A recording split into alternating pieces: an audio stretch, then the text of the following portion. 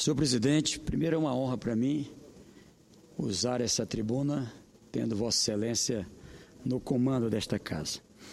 Eu quero, aqui em rápidas palavras, relatar, tivemos hoje uma importante reunião da nossa bancada, a bancada do Partido dos Trabalhadores, com a presidenta Dilma. E, embora tenha sido uma reunião a pedido da bancada e na relação própria dos membros de um partido no Senado, no nosso caso, com a presidenta do nosso partido, mas eu queria aqui partilhar com meus colegas senadores, com o povo do nosso país, do nosso Nordeste, do nosso Piauí especialmente, alguns pontos que eu considerei fundamental. Primeiro, exatamente essa intensificação da presidenta na relação com os partidos, com os líderes, com os governadores, com os prefeitos, com os movimentos sociais. Ela lembrava que lá no começo do mandato ela teve um problema de saúde, teve que se dedicar e, graças a Deus, conquistou pelo conhecimento que Deus permite aos nossos profissionais a sua cura, não é, do câncer, como todos acompanhavam, e se debruçou, não é, ao voltar ao ritmo normal, embora ela não tenha parado as atividades, para cumprir, né, o presidente Collor foi presidente, sabe aquilo que um candidato a presidente se compromete com o povo. E lembrou ali que na cabeça dos brasileiros estão aqueles compromissos, aquelas promessas, aqueles programas, enfim, que foram apresentadas. E ela assumiu a responsabilidade de estar lidando de modo muito forte com esses programas. De um lado, cuidando de programas na área social, ampliando as condições dessa rede de proteção nacional, que muitas vezes é criticada, mas eu vou estar tratando aqui de um tema que demonstra a importância disso, como é o caso de não só evoluir no programa Bolsa Família, como ir para o Brasil Carinhoso, cuidar, né, dessas famílias que estão com crianças ali de 0 a 6 anos, especialmente de 0 a 4 anos, de ampliar as condições de atendimento em creches para as mães que querem trabalhar também nessa faixa de 0 a 4 anos, de implantar o ensino infantil, de ampliar ensino técnico, de ampliar ensino superior, de ter um olhar para quem até estudou, mas não tem uma profissão, parou de estudar, ou porque se casou por alguma razão, ou porque terminou o ensino médio e não conseguiu chegar a uma universidade. O Pronatec, um programa que quer responder exatamente para essa fatia da população, e os dados do país mostram a importância que isso coloca para o nosso desenvolvimento. Pois bem, além disso, e aí eu quero destacar, presidente Collor, de medidas corajosas, ou seja, quem é presidente, de um lado tem o desejo de fazer, mas do outro, como que a população recebe, como é que é a reação desse ou daquele setor. Medidas como essa de reduzir os juros, não é, que tinha o problema de reduzir a poupança, de alterar as regras da poupança, foi feito e, graças a Deus, transitou sem maiores atropelos, que permitiu a redução da Selic e a gente poder, não é, comemorar um dígito, não é, na política de juros, mesmo tendo se alterado agora recentemente para cima, mas ainda num patamar de 8,5%. A garantia de poder se ter uma mudança forte no setor elétrico. E é claro que, ou seja, contratos que colocavam a necessidade de revisão, fazer uma revisão e garantindo, inclusive com uma participação também de recursos públicos na política, na área de energia elétrica, no preço, reduzindo, não é, em média 20%, mais até para o setor que gera emprego, o setor industrial, mas também para as famílias. A garantia de fazer com que a gente pudesse avançar na infraestrutura. E aí, sempre que eu trato desse tema, eu me lembro e lembro a quem está nos escutando do quanto isso não é pouco pela história do Partido dos Trabalhadores. Não é? O nosso partido é um partido que tem nas suas origens sempre uma preocupação, não é? O que é estratégico para ficar apenas com o setor público, o que é próprio do setor privado. Então, poder convencer, o nosso partido convencer o parlamento que aprovou todas as medidas que aqui foram encaminhadas desde 2011, para que se tivesse a condição de, além do dinheiro público, se ter uma participação do setor privado em áreas que, se fosse só com recursos públicos, nós íamos levar 10, 15, 20, 30 anos para alcançar o que o país precisa. A área dos portos, a gente viveu aqui todo esse momento tenso para a aprovação. Ela citava esse exemplo. Há poucos meses, talvez 60 dias, 90 dias, o Congresso, nós entregamos para ela o projeto aprovado, que foi sancionado com alguns vetos, mas com a essência daquilo que precisava. E ali, todos sabem, tem a fase de regulamentação, de preparar editais, etc. Mas ela comemorava o fato de que já pôde colocar na praça e comemorou o fato de que, em tão pouco tempo que colocou na praça, 44 projetos já foram apresentados. Projetos para novos terminais, não é, nessa área portuária, ou seja, não haverá desenvolvimento, nós não podemos nem crescer, porque senão abarrota, não é, lá na hora de escoar ou na hora de importar, e agora a gente poder resolver essa parada. Nós temos hoje um déficit, ou seja, o que chega nos postos, por isso as filas, não é bem maior do que a capacidade, não é, de escoamento. Ora, se tem crescimento, como é que vai ser? Se cresce mais ainda, como é que vai ser? Então, isso significa 15 bilhões, no mínimo 15 bilhões do setor privado, nacional e internacional, que ingressa na economia brasileira, gerando emprego, gerando renda, gerando desenvolvimento. Junto com isso, agora 6 mil quilômetros de rodovia, não é? Aeroportos, não é? Em todo o Brasil. Agora saiu o edital dos aeroportos regionais, inclusive incluindo cidades de Alagoas, do meu estado, são 7 aeroportos regionais, além da capital, não é, em Teresina, que significa também um volume considerável, 7,5 bilhões de reais de investimentos em todos os estados brasileiros, de todas as regiões, e no interiorzão, lá em regiões com grande potencial, mas que não tinham essa oportunidade. Então, eu cito aqui esses pontos, ela listou um número grande de coisas, a necessidade agora da gente ter essa aprovação da destinação dos recursos dos royalties e participação, ainda o velho tema, porque nós vamos entrar, tivemos agora os leilões de sucesso para gás, petróleo no mar e em terra, mas precisamos atuar na área do pré-sal,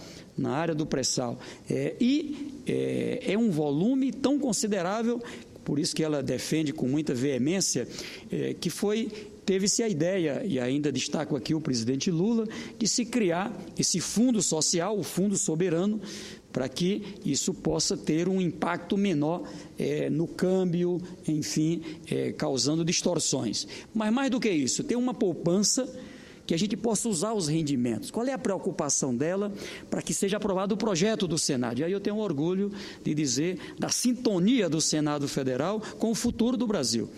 Ou seja, não tirar da poupança. Se alguém tem uma poupança e pode conviver usando apenas os rendimentos, é a certeza que aquilo vai servir para você e para a sua família. Então, veja, é o apelo que ela está fazendo na reunião que fez com os líderes da Câmara, não é? Enfim, para que a gente possa preservar isso. Sabe que o senador Cristóvão, o quanto isso é importante. Petróleo, gás, são riquezas finitas. O que é que deixa no lugar? E aí eu sempre me lembro aqui do baluarte da educação, nosso senador Cristóvão. Deixar conhecimento, deixar saber, deixar formação, eu vejo aqui suas ideias, e comemoro a sua força de cobrança, mas aí na hora que a gente vem assim, como é que faz? E agora o governo chora que o dinheiro pode não ser suficiente, mas tem que fazer, não tem para onde correr. Pagar melhores a professores, poder ter escolas com mais qualidade, melhor equipada, mudar o próprio modelo da educação, criando uma pessoa com a capacidade crítica de raciocinar, de discernir o que é certo, o que é errado, de conviver em sociedade, num mundo globalizado, dominar línguas, dominar o mundo da internet, essas coisas todas, uma tarefa necessária para um país que queremos desenvolvido.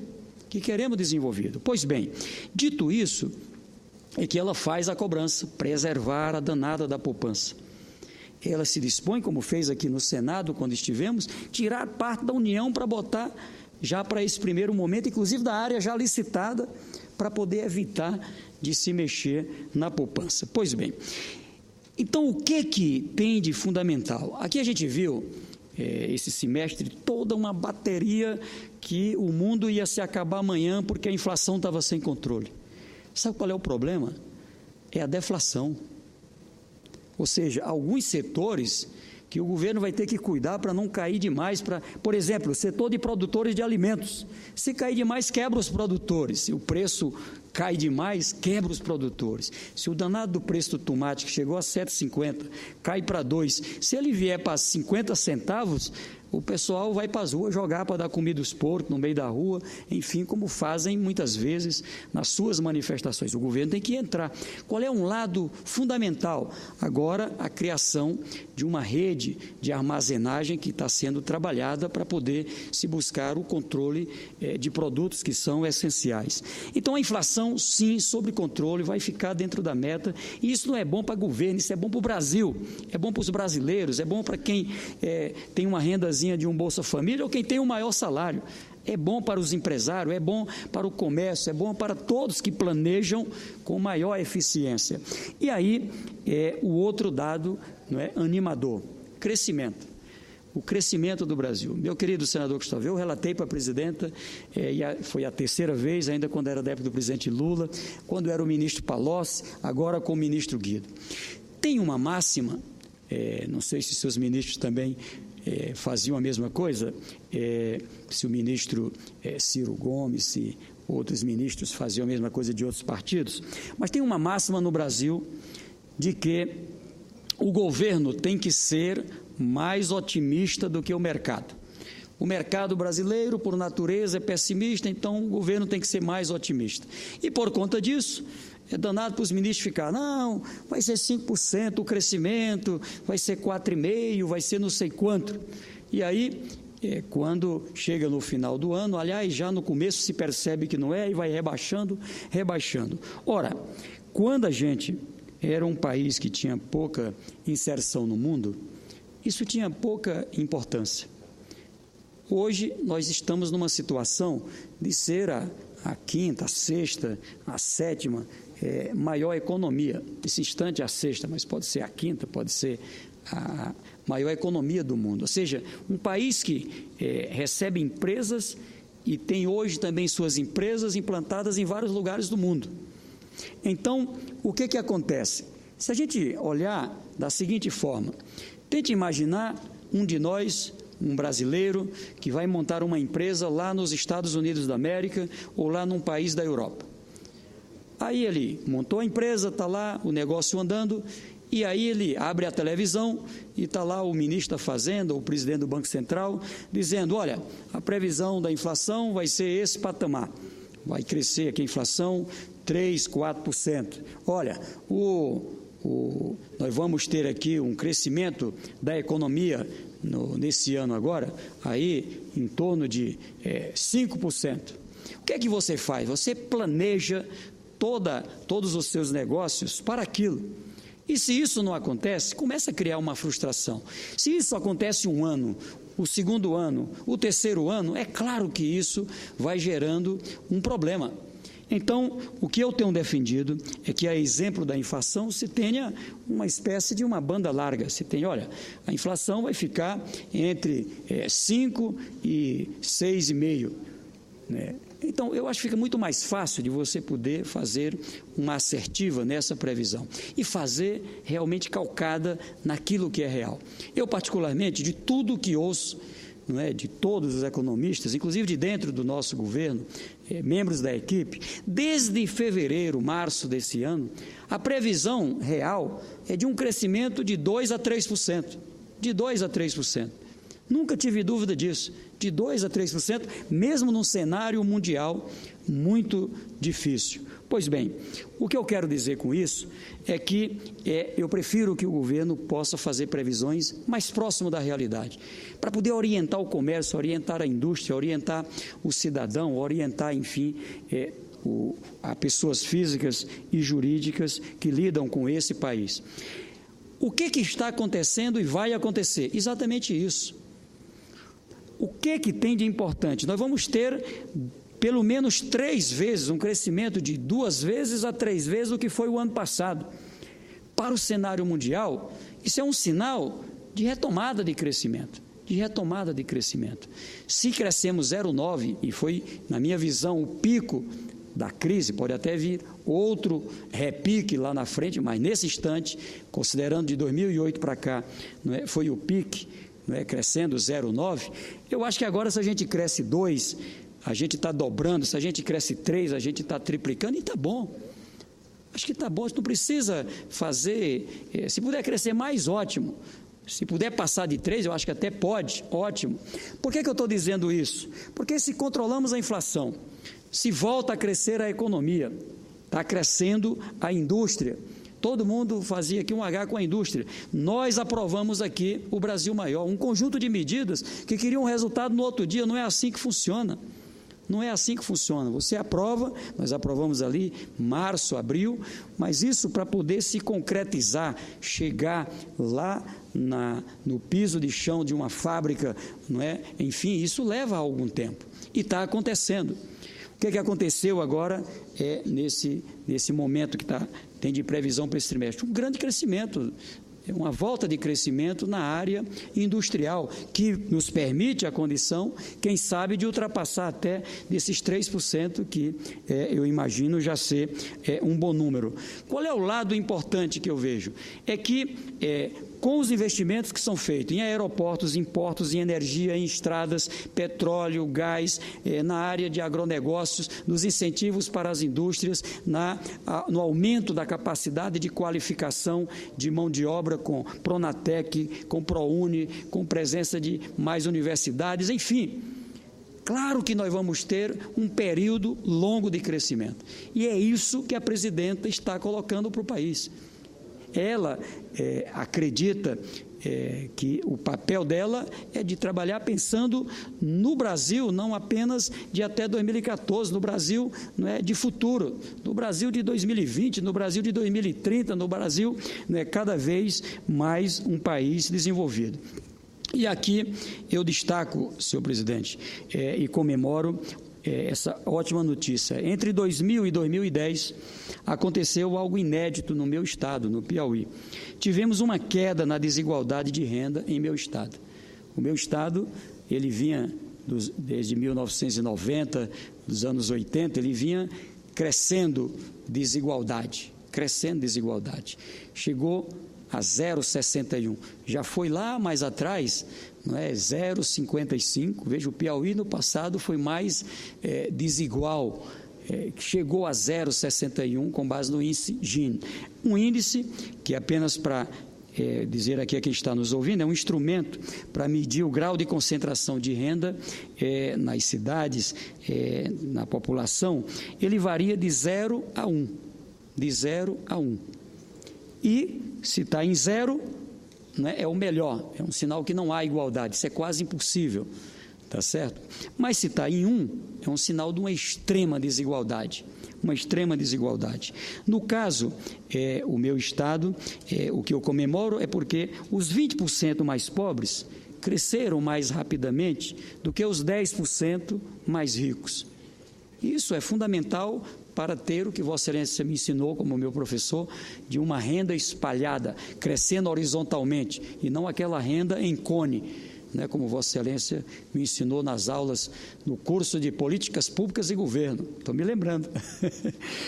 Em 92% dos municípios do Piauí, 92, são 224 municípios, em 92% dos municípios, a desigualdade de renda entre os habitantes diminuiu. O fato é ainda mais relevante porque reverteu uma tendência histórica.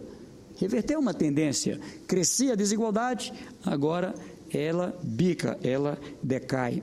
Na década anterior, portanto, a desigualdade medida pelo índice Gini aumentara 58% na cidade de todo o país e aproximadamente 65% no meu estado. Vinha crescendo, no Brasil inclusive também. O índice Gini é um instrumento usado para medir, portanto, essa desigualdade e ele é reconhecido internacionalmente. Uma das maiores quedas da desigualdade econômica aconteceu em Floriano, cidade do sul do Piauí. A renda per capita média de Floriano cresceu 117% nas últimas 2 décadas, passando de R$ 247 a renda per capita em 1991 para R$ 536 em 2010. A extrema pobreza despencou 17% em 2000 para 6,5% em 2010. A desigualdade diminuiu de 0,60 em 2000 para 0,55 em 2010. Ela chegou a 0,61 no ano de 2002. Ela vinha crescendo, ainda veio crescendo até o ano de 2003. Outro exemplo é Parnaíba. A renda per capita média cresceu 140% nas últimas 2 décadas, passando de R$ 199 em 91 para R$ 479 em 2010. A extrema pobreza em Parnaíba passou de 21% em 2000 para 7,9% em 2010. Na maior parte do Brasil foi igual. Senhores senadores, de 2000 a 2010, o rendimento domiciliar per capita cresceu 63% acima da inflação, na média dos 5.565 municípios. Foi um enriquecimento mais intenso do que nos 10 anos anteriores, quando o ganho havia sido de 51%. Isso é importante porque uma forma perversa de reduzir a desigualdade é via empobrecimento em geral. Se os ricos perdem mais do que os pobres, a desigualdade também cai. Foi o que aconteceu em grande parte do Brasil, por exemplo, nos anos 80, por causa da recessão.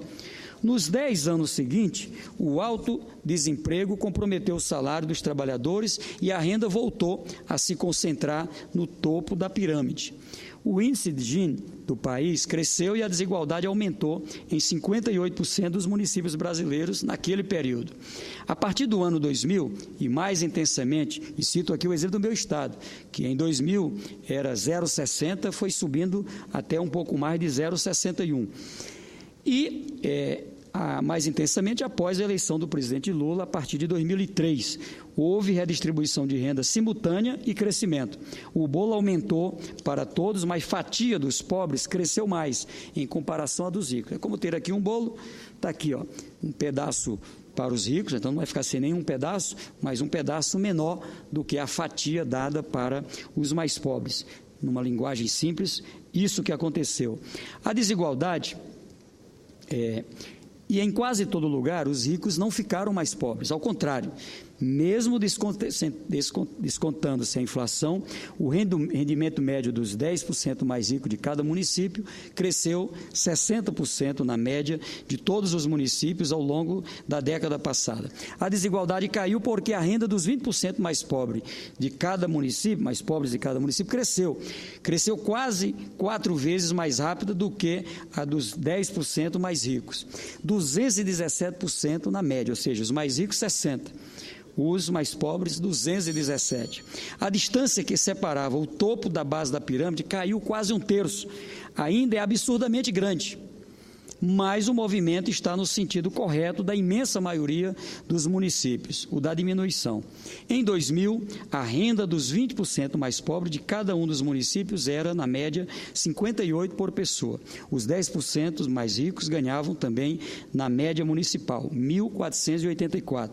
A diferença era, portanto, de 26 vezes, senhor presidente, 26 vezes. Em 2010, a renda dos 20% de baixo chegou a R$ 103, enquanto a dos 10% de cima, 1.894. Ou seja, os mais ricos ganham, em média, 18 vezes mais. Ou seja, caiu de 26 mais para 18 vezes mais, e isso é fundamental. Podemos afirmar, portanto, que os fatores fundamentais para reduzir a desigualdade em nosso país, segundo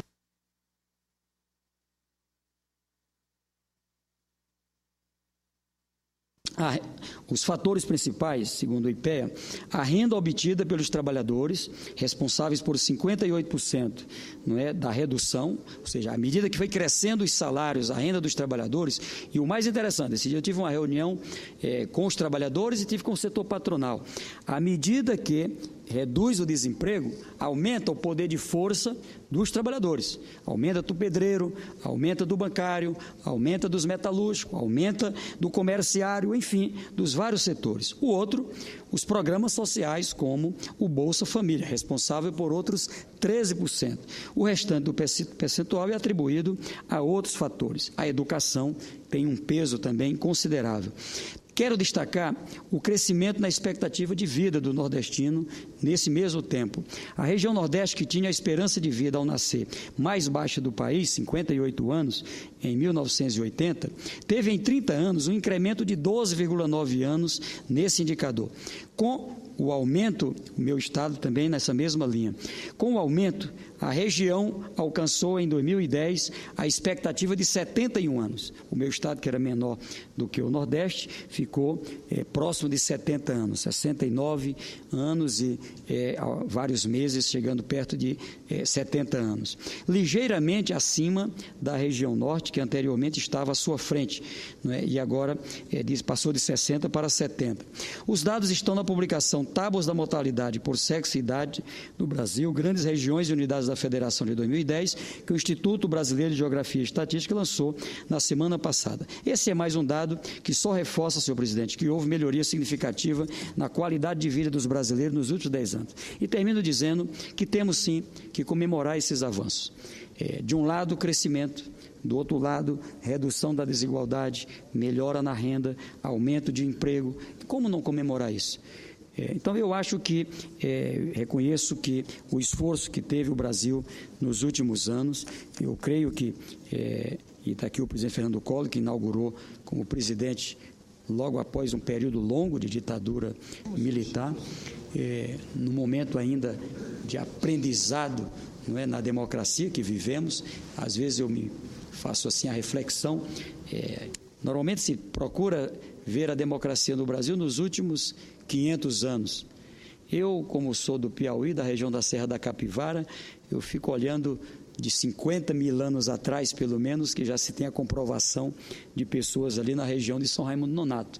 Então, os portugueses chegam aqui achando que agora vai ser daqui para frente, como se quem estivesse aqui não fosse gente, não fosse ser humano, não fosse povo. Não, eu conto desde as origens, que ainda nem se sabe ao certo, estima-se que talvez 100 mil anos, que quebra inclusive a tese do Estreito de Bering. Na verdade, a tese é exatamente outra. A doutora Niede Guidon defende uma tese da movimentação no planeta, e foi isso que levou a uma posição em que temos características de regiões como da África, aqui do outro lado, e é por isso que se tem petróleo lá, tem também no Piauí, tem em Alagoas, tem em outros lugares. Então, o que eu quero aqui é comemorar. Eu sou um dos que acredito no Brasil, acho que é um país que tem uma responsabilidade cada vez maior dentro do cenário mundial, e por isso mesmo aumenta a responsabilidade do parlamento. Então, ao parabenizar aqui a presidenta, eu quero parabenizar também o parlamento brasileiro. Nada disso aconteceria se não tivesse passado por aqui. E aqui eu digo, com tantas críticas que se faz à classe política, esse Brasil que se constrói tem decisões tomadas pela classe política brasileira. Era o que eu tinha a dizer. Muito obrigado. Senador Wellington.